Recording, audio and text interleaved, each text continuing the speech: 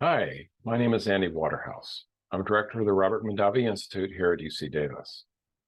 And I'm going to give you a little primer on how wine is made in preparation for our discussion in a few days with Chris Kajani, winemaker at Bouchain.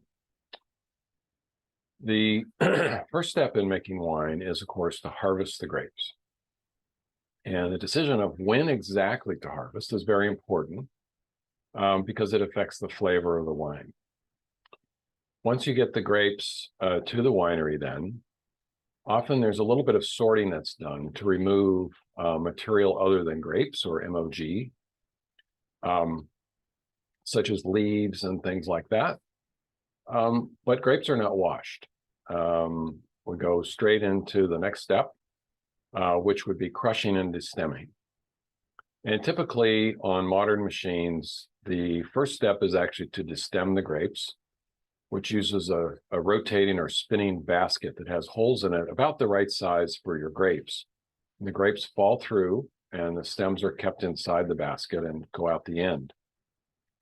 The, the fruit then is crushed usually, and the amount of crushing will affect the flavor of the wine. So that's adjusted depending on the style of wine that you're trying to make. At this point, you have what's called grape must, which is the substrate of fermentation. Now, at this point, often winemakers will add various things, sometimes acid if the acidity of the grapes is low, or they might add an enzyme for white winemaking to increase the yield of juice. Anyway, this is a point at which you might do some sort of adjustment. Now, if you're making red or white, you then take a different path. So if you're making red wine, you'll actually take all of this must, the juice, the skins, the seeds, and start the fermentation by adding yeast. If you're making white wine, however, the next step would be to press and separate the skins and seeds away from the juice. Usually you'll do that and then you'll wait a day or so for things to settle down and then start the fermentation, again, by adding yeast. If you do this at home, you can just buy grape juice and add yeast to it, and in a few days you'll have wine. Now, it won't be exactly the same as the wine that you find at the store, but you will have made wine. And by the way, you can just use bread yeast. It is the same species as wine yeast. The flavors may be, again, slightly different, but minor effect. So then we wait for the fermentation to get done, and usually making white wine, you keep the juice or the must chilled around 60 degrees Fahrenheit, and the fermentation will take a couple of weeks. But for red wine, we usually ferment it warmer, room temperature to start, and the fermentation will only take about a week. Now, if you're making red wine, one of the things we're going to find out as the fermentation proceeds is that the must actually gets warm.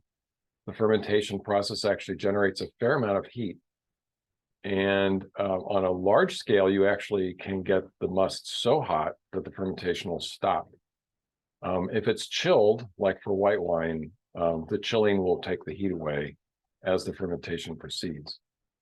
Anyway, in about a week with red wine, we'll have a finished wine, which we then have to separate by pressing. So here we have the pressing is delayed until after fermentation so that we can get the tannin and color out of the skins and seeds and into the wine.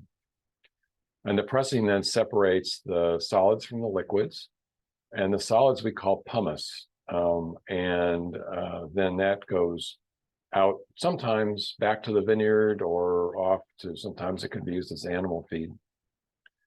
Whereas the white wine, we're basically done.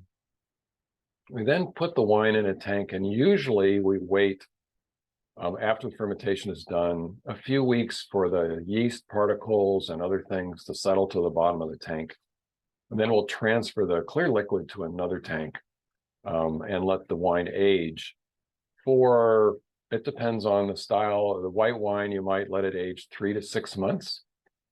With the red wine, typically you would let it age longer, and more often than not in an oak barrel or in a tank with oak staves inside. But with a white wine, you might age it only, like I said, 3 to 6 months, sometimes with and sometimes without oak. That changes the flavor of the wine, and it's oak is really a flavorant in this case. It's not a container.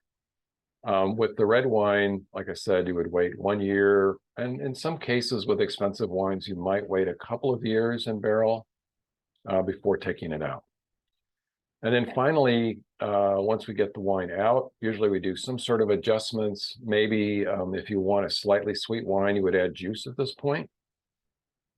Most winemakers would add sulfites or SO2 before bottling. It's an antioxidant and a preservative.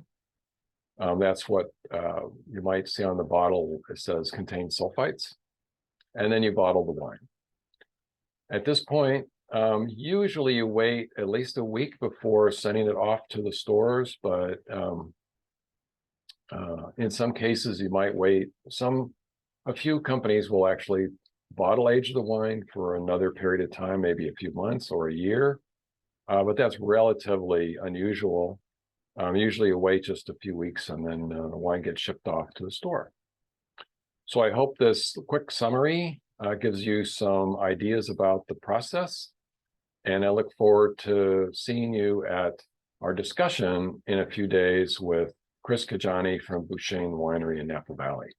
See you then.